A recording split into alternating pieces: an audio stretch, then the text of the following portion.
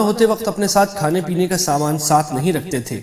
ان کا کہنا یہ تھا کہ ہم اللہ پر توکل کرتے ہوئے حج کریں گے، لیکن جب راستے میں کھانے کی ضرورت پڑتی تو بسا اوقات وہ لوگوں سے مانگنے پر مجبور ہو جاتے تھے۔ اس آیت کریمہ نے یہ بتلایا کہ توکل کا مطلب یہ نہیں ہوتا کہ انسان ہاتھ پر ہاتھ رکھ کر بیٹھ جائے، بلکہ اسباب کو اختیار کرنا شریعت کا تقاضا ہے، اور بہترین زاد راہ تقوی ہے، یعنی وہ زاد راہ جس کے ذریعے انسان دوسروں کے سامنے ہاتھ پھیلانے سے محفوظ رہے۔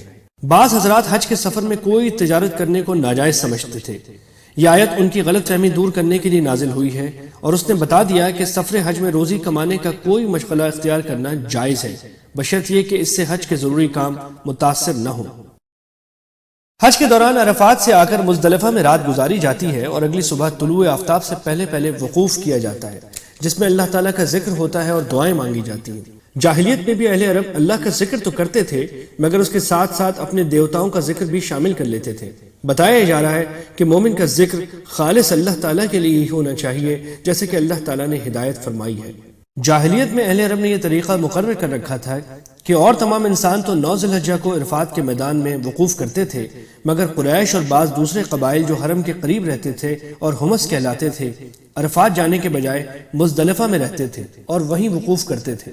ان کا کہنا یہ تھا کہ ہم حرم کے مجاور ہیں، اور عرفات چونکہ حدود حرم سے باہر ہے، اس لیے ہم وہاں نہیں جائیں گے۔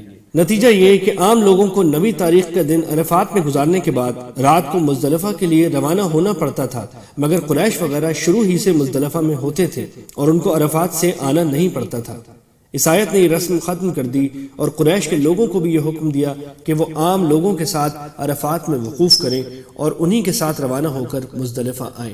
جاہلیت میں ایک طریقہ یہ بھی تھا کہ حج کے بنیادی ارکان سے فارغ ہو کر جب مینا میں جمع ہوتے تو بعض لوگ ایک پورا دن اپنے آباء و اجداد کی تعریفیں کرنے اور ان کے کارنامے بیان کرنے میں گزارا کرتے تھے۔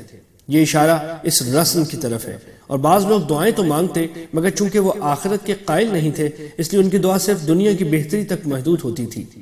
اگلے جملے میں بتایا گیا ہے کہ ایک مومن کو دنیا اور آخرت دونوں کی بھلائی مانگنی چاہیے۔ مینا میں 3 دن گزارنا سنت ہے، اور اس دوران جمرات پر کنکریاں مارنا واجب ہے۔ البتہ 12 تاریخ کے بعد مینا سے چلے جانا جائز ہے۔ 13 تاریخ تک رکنا ضروری نہیں، اگر کوئی رکنا چاہے تو 13 تاریخ کو بھی رمی کر کے واپس جا سکتا ہے۔ بعض روایات میں ہے کہ اخنس بن شریق نامی ایک شخص مدینہ منورہ آیا تھا، اور اس نے حضرت صلی اللہ علیہ وسلم کے پاس آ کر بڑی چکنی چپڑی باتیں کی اور اللہ کو گواہ بنا کر اپنے ایمان لانے کا اظہار کیا، لیکن جب وہ واپس گیا تو راستے میں مسلمانوں کی کھیتیاں جلا دی اور ان کے مویشیوں کو ذبح کر ڈالا۔ یہ آیات اس پس منظر میں نازل ہوئی تھی، البتہ یہ ہر قسم کے منافقوں پر پوری اترتی ہیں۔ یہ ان صحابہ کرام کا ذکر ہے جنہوں نے اپنی جان اسلام کے مقاصد کے لیے کھپا رکھی تھی۔ ایسے کئی صحابہ کے واقعات مفسرین نے ذکر کیے ہیں۔ ان 2 صفتوں کو ساتھ ذکر کرنے کا مقصد یہ ہے کہ چونکہ اس کا اقتدار کامل ہے، اس لیے وہ کسی وقت بھی تمہاری بدعملی کی سزا دے سکتا ہے، لیکن چونکہ اس کی حکمت بھی کامل ہے، اس لیے وہی اپنی حکمت سے یہ طے کرتا ہے کہ کس کو کب اور کتنی سزا دینی ہے۔ لہٰذا اگر ایسے کافر فوری طور پر سے عذاب میں نہیں پکڑے جا رہے تو اس سے یہ سمجھ بیٹھنا حماقت ہے کہ وہ سزا سے ہمیشہ کے لیے بچ گئے۔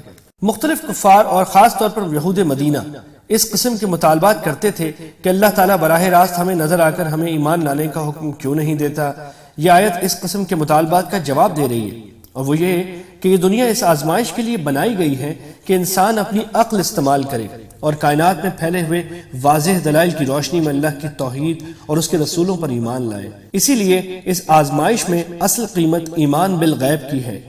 اگر اللہ تعالیٰ براہ راست نظر آ جائیں تو آزمائش کیا ہوئی؟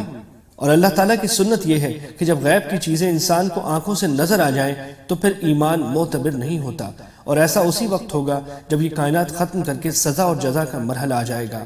معاملہ چکانے سے یہاں یہی مراد ہے۔ یہ فقرہ دراصل کفار کے اس باطل دعوے کا جواب ہے کہ اللہ تعالیٰ چونکہ ہمیں خوب رزق دے رہا ہے، اس لیے یہ اس بات کی علامت ہے کہ وہ ہمارے عقائد اور اعمال سے ناراض نہیں ہے۔ جواب یہ دیا گیا ہے کہ دنیا میں رزق کی فراوانی کسی کے حق پر ہونے کی دلیل نہیں۔ دنیاوی رزق کے لیے اللہ کے نزدیک الگ معیار مقرر ہے۔ یہاں اللہ تعالیٰ جس کو چاہتا ہے بے حساب رزق دے دیتا ہے، خواہ وہ کافر ہی کیوں نہ ہو۔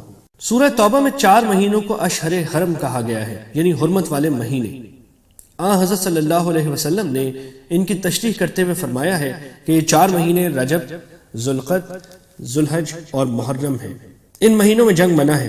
البتہ اگر کوئی دشمن حملہ کر دے تو اپنا دفاع کیا جا سکتا ہے۔ ایک مرتبہ ایک سفر کے دوران چند صحابہ کی کچھ مشرکین سے جھڑپ ہو گئی اور مشرکین میں سے ایک آدمی عمرو بن امیہ الحضرمی مسلمانوں کے ہاتھوں مارا گیا۔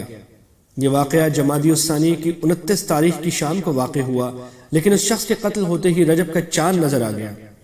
اس پر مشرکین نے مسلمانوں کے خلاف ایک طوفان مچا دیا کہ یہ لوگ حرمت والے مہینوں کا بھی پاس نہیں کر رہے ہیں۔ یہ آیت اس پروپیگنڈے کے پس منظر میں نازل ہوئی ہے۔ جواب